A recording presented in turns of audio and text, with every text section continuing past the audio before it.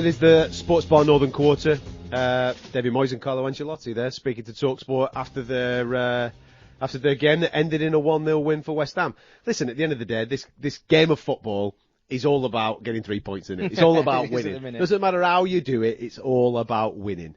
From a fan's point of view, as a person that obviously was thirsty for some football today, to switch on the television, no disrespect, TalkSport, I watched it on the TV. I wish I hadn't watched that match today. It was absolutely dismal. It was like a waste of an hour and a half, wasn't it? I think, on paper it actually looked like a very good game because I've covered Everton over the Christmas period. I did the Chelsea game. I think we've watched the Sheffield United game away as well, which wasn't a brilliant performance. But with Sigurdsson's goal, I think that was the only bit of quality actually in that game. You're thinking Everton are going to be a side who are going to win a lot of games this season 1-0. And their home form's been pretty good. The Arsenal performance.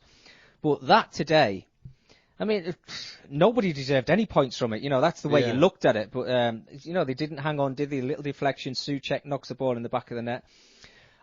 When you've got the chance, I think they could have went second before the Man United game today. I think if you've got an incentive like that, Ancelotti's team talk's already made for him.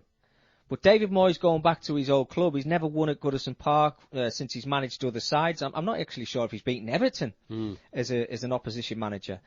It was a little bit flat. Certain players, I think Calvert-Lewin obviously comes straight to mind, doesn't he? Over the last 7 or 8 games, he looks a bit, jaded. But they haven't got any replacements for me. No. He's been brilliant, don't get me wrong. But if he's missing or you get him for 60-65%, he looked a little bit flat to me. Well, Thomas is an Everton fan. Welcome to the show, Thomas. How are you, Thomas? Mate? Hello, good evening, lads. You all right? Yeah, very well, man. Very well. Happy New Year to you. Obviously, you've watched the game today. Your team, sadly, defeated at home to West Ham. What do you make of it?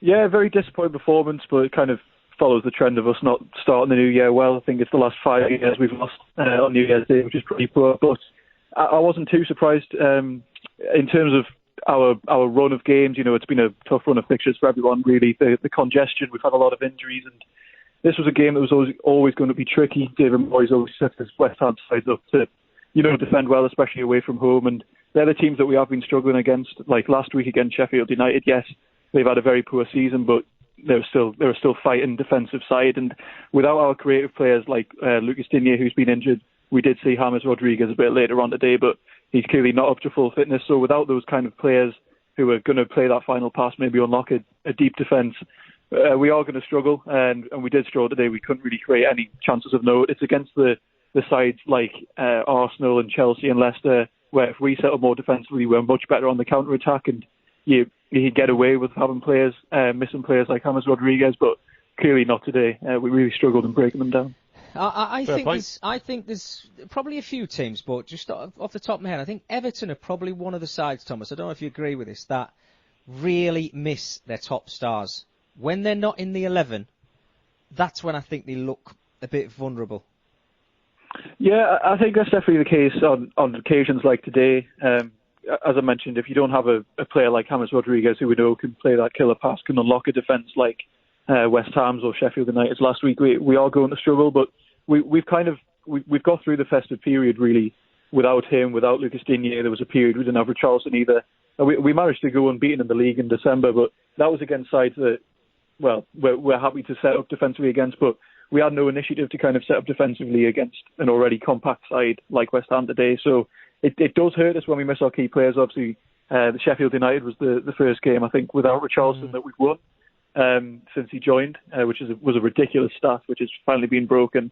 He's definitely a player we do miss, and players like Lucas Digne, I mean, Godfrey's done brilliantly when he's come in as left back. Of course, not a notcher left back by any means, but he doesn't offer the same creativity going forwards. And we really struggled again today. And we do miss our key players when they're out, but I think it's especially more obvious against sides like West Ham, who we do struggle to break down.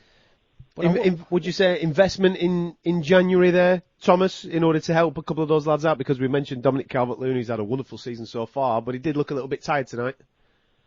I definitely think we'll need to sell players before we buy them in, because we've got quite a large squad as it is already. We've been linked with players like Sami Khedira and Isco in the press, which obviously they will be good. They wouldn't have much pace by any means, but we're kind of overloaded with central midfielders at the moment. You can only keep signing so many players until you've got to start shifting the depth in the squad. And striker's a tricky one because, of course, we did have Moise Keane, who's gone on loan to PSG, but he never really looked settled. He has done very well in the French league, but never really looked settled for us, so I think he'll probably leave on a permanent. And when you've got Calvert-Lewin coming off for Cenk Tosun, there's always going to be a massive drop in quality, so I do think we're going to eventually need to invest in a striker, but it's not going to be high on their priority list, of course, because of how well Calvert-Lewin is playing. And I don't mean we need to sign a starter by any means. I think Calvert-Lewin's absolutely brilliant, but we don't have any quality outside of him in that kind of central forward role coming off the bench, which we do struggle with, especially when he's not getting as much service as he was kind of earlier on in the season and on our good runs. So of course he's gone on a bit of a streak here with not scoring, but that is because we're missing our creative players, as I said. But I can't see massive investment. We've been linked with Dele Alli on loan as well. I could see maybe moves kind of for loan players, but I'm not sure we'll see anything permanent, especially considering the finances that were affected in the last year. I was surprised at how much business we did in the summer. So I wouldn't be surprised if we don't see anything significant in January. Top man, Thomas. Thanks for being on the show, mate. Much appreciated.